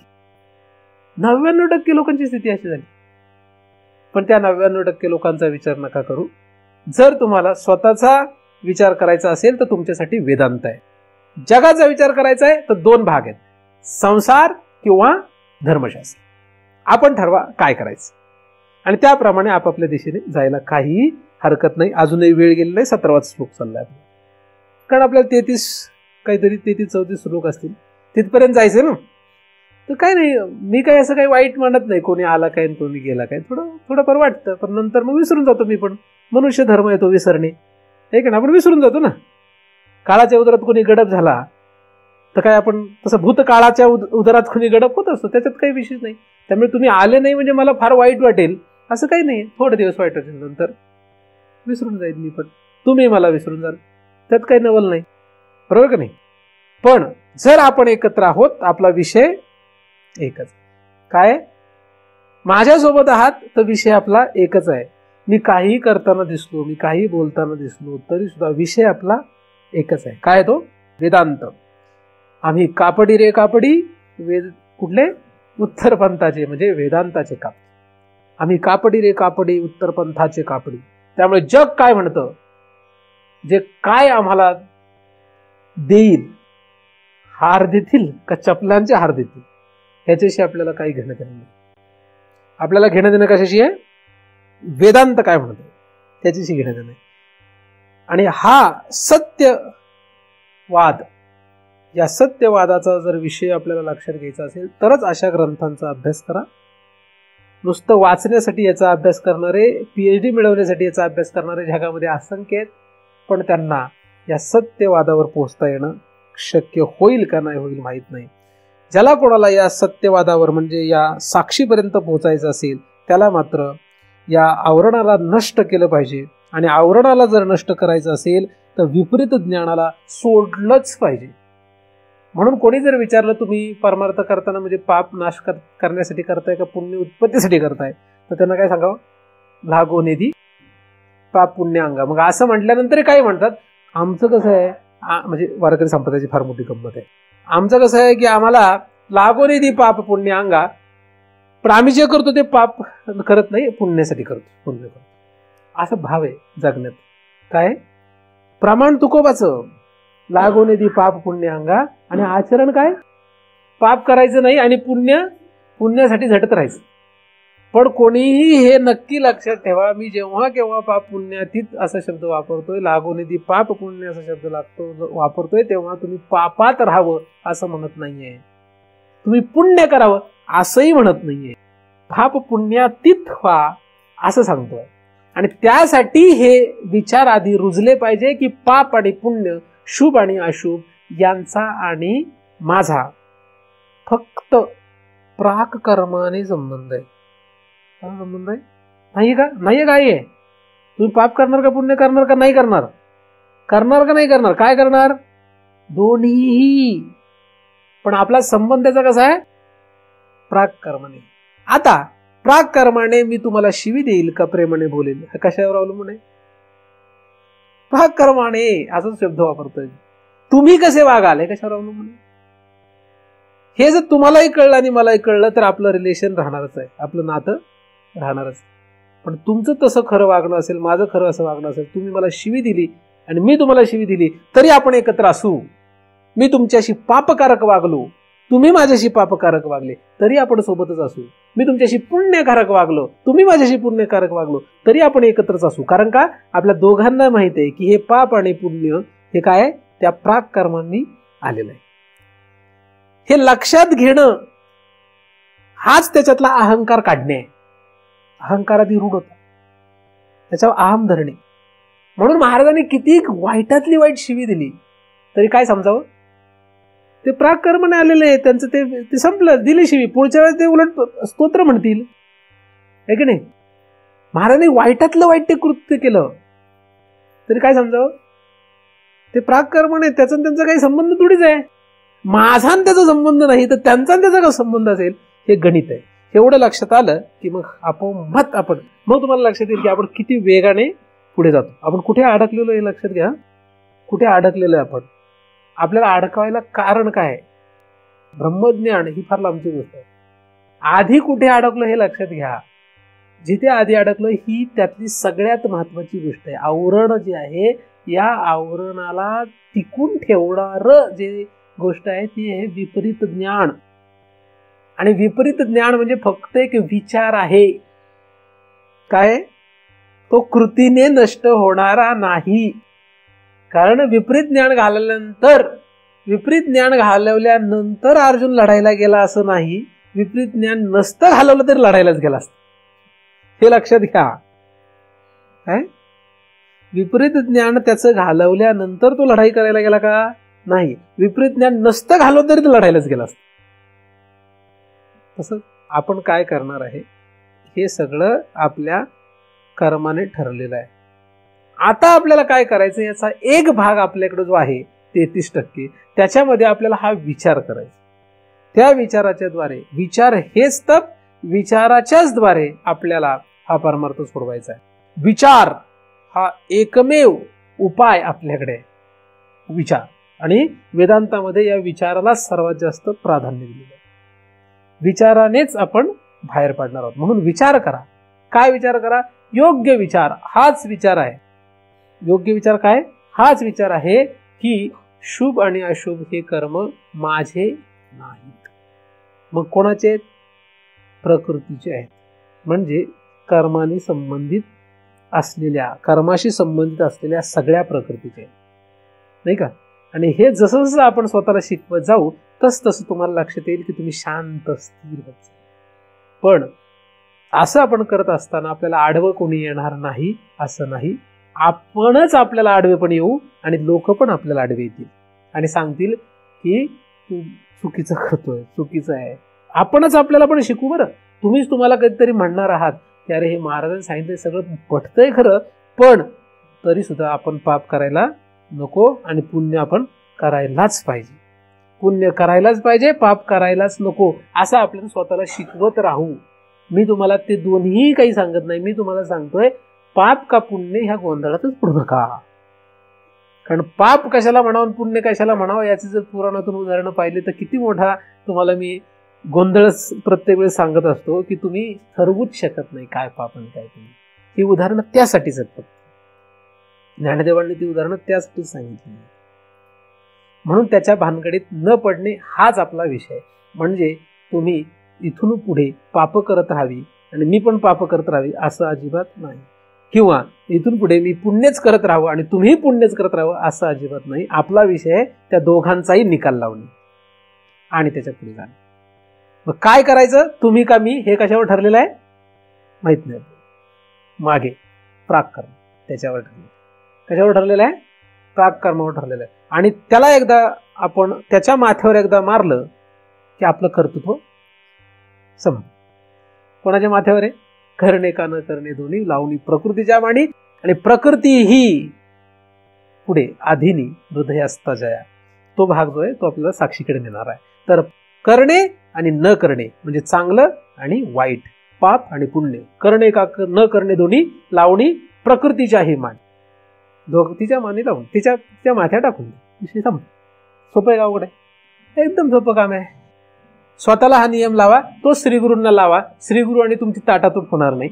अख्ख्या जगाला लावता आला चांगलीच गोष्ट आहे, लावा जगाला, काही हरकत नाही. पण आपल्याला एवढं पचणार नाही, म्हणून एक स्वतःसाठी आणि श्री गुरुसाठी, आणि म्हणजे या दोघांचं आपलं नातं कायम राहतं. आणि हे राहिलं की मग त्याच्या पुढे हृदयस्थ असलेला म्हणजे साक्षी जो आहे त्या साक्षीपर्यंत पोहोचण्याचा आपल्याला उपाय शोधता येईल. असा आपल्याला प्रवास करायचा आहे. तर या ठिकाणी आवृत्तो तू विनष्टाय जे सांगितलेलं आहे त्या आवरण नष्ट करण्यासाठी पहिल्यांदा हे विपरीत घालवा. विपरीत ज्ञान गेलं म्हणजे आवरण नाशाचा प्रश्न येईल. आवरण नाश ह्या दोघांच्या म्हणजे विपरीत ज्ञानाच्या पलीकडचा विषय, तोही आपण मागे अनेक चिंतनांमधून त्याचाही विचार आपण करत आलेलोच आहोत. या ठिकाणी पहिल्यांदा हे आपल्याला करणे आहे काय, विपरीत ज्ञानाचा विचार. आणि त्यालाच खरं तर जीवत्व असं म्हणतात. त्यालाच खरं तर जीवत्व असं म्हणतात. म्हणजे सर्पाचा विचार करतोय आपण. खरं तर कसा विचार करतोय, खरं तर सर्पाचा विचार करतोय. पण आता काय, सर्प खरा वाटतोय ना, म्हणून असा विचार करावा लागतो. वाटतोय खरा, पाप पुण्य खरे वाटतात म्हणून, पाप पुण्य खरे वाटतात म्हणून. पाप पुण्य खरे वाटतच नसते तर मग सांगायचा प्रश्न नव्हता. पाप पुण्य खरे वाटतात म्हणून हा विषय आलाय. मग आता वाटतात ना खरे, तर मग त्याला वेगळ्या पद्धतीने हाताळायचं एवढाच विषय सुरू. मग प्राक कर्माच्या म्हणजे प्रकृतीच्या मान्यता होत्या, बाकी दुसरं काही नाही. आलं लक्षात. त्याला जर तुम्ही खरे समजतच नसते, ते सत्य नाहीच हा निर्णय असता, तर मग हे सगळं सांगायचीच गरज नाही. मग एकदम आपल्याला पुढे जाता येईल. पण तसं नाहीये. आपली परिस्थिती कशी आहे की आपण त्याला खरं मानतोय, म्हणून अशा पद्धतीने त्याला, कारण जसा यक्ष असेल तसं बलिदान द्यावं लागतं. पाप पुण्य खरे नाहीत असं जरी विषय खरा प्रत्यक्षात असला, प्रकृती सुद्धा खरी नाही, माया सुद्धा खरी नाही, अविद्या सुद्धा खरी नाही, हे जरी असलं तरी आता परिस्थिती तशी नाही. म्हणून आपल्याला त्या पद्धतीने त्याचं उत्तर आपण वेदांताच्याच आधारे करतोय. म्हणजे हा वेदांताचाच विषय आहे. धर्मशास्त्राचा इथे विचार येत नाहीये. मला एखादा म्हणलं की धर्मशास्त्र वगैरे नाही, इथे धर्मशास्त्र नाही. सत्यत्व त्याचं नष्ट करण्यासाठी काय करायला लागतं, तर अशा पद्धतीने आपल्याला अवलंब करायला पाहिजे. अशा पद्धतीने पुढे पुढे जाऊन आपल्याला साक्षीपर्यंत पोहोचता यावं. साक्षीचा आपल्याला साक्षात बोध होऊन जीवत्व मुळातच त्रिकाळात आपल्याला नव्हतं इथपर्यंत आपल्याला सर्वांना पोहोचता यावं. यासाठी परमकृपाळू भगवंत आपणा सर्वांवर कृपा करोत अशी भगवंताच्या चरणी प्रार्थना करतो आणि त्याच्या कृपेने निर्माण झालेले चिंतन त्याच्या चरणी अर्पण करून इथेच पूर्ण विरामतो. पुंडलीक वरदा हरी विठ्ठल श्री ज्ञानदेव तुकाराम. पंढरीनाथ भगवान की जय. माऊली ज्ञानेश्वर महाराज की जय. जगद्गुरु तुकाराम महाराज की जय. सद्गुरुनाथ भगवान की जय.